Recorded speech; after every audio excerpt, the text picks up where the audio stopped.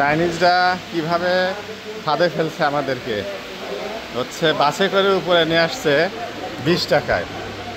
তারপরে আমরা হাঁটে হাঁটে বিভিন্ন কাচের ব্রিজে উঠলাম, হাঁটে বিভিন্ন রাইড করলাম, করে উঠলাম, উঠে আরও 100-150 টাকা খরচ হলো।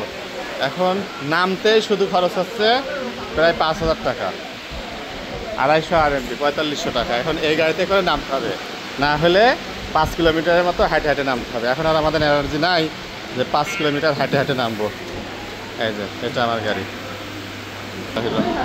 বিসমিল্লাহির রহমানির রহিম। ব্রেক টানবো? ও স্পিড স্পিড, ওকে ওকে।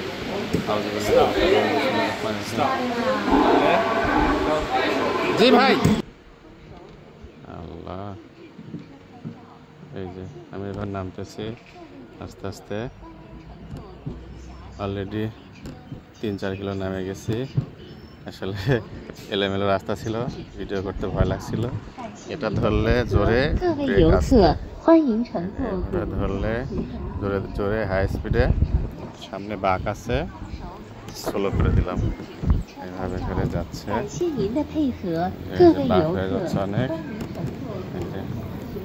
এই যে এইভাবে করে উঠলাম প্রায় 3 ঘন্টা ধরে, আর নামতেছি হয়তো বা 2 মিনিটে নেমে যাবে ইনশাআল্লাহ।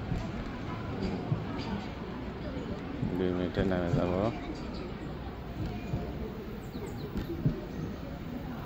সোজা একটু জোরে দিলাম হাই স্পিডে। বাঁকা হলে আস্তে দিচ্ছি, একটু আস্তে দিয়ে দিচ্ছি।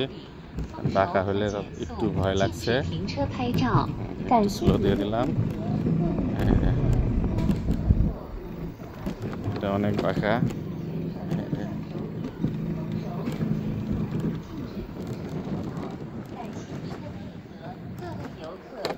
একটু আগেও এখানে ছিলাম আমি। এখান থেকে আস্তে আস্তে আস্তে আস্তে এতপুর থেকে এই যে নেমে আস্তে আস্তে যে এখানে চলে আসছি।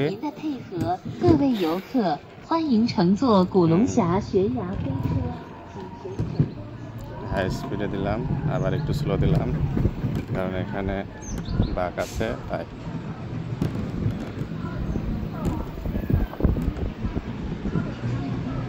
অনেক রাস্তা, অনেক রাস্তা,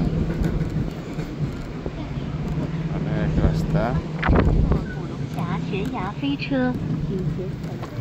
এখানে বাঁকা জন্য একটু ভয় লাগছে, আবার একটু আস্তে দিলাম, ব্রেক করলাম, আবার হাই স্পিডে দিলাম।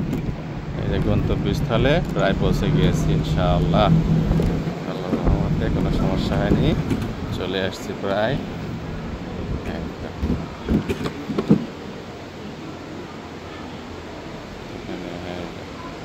অটোমেটিক ব্রেকিং সিস্টেম করে রাখছে, এখানে আমি চাইলেও জোরে যেতে পারবো না। আলহামদুলিল্লাহ, অবশেষে নেমে গেলাম, চলে আসছি। শেষ আমাদের রাইড।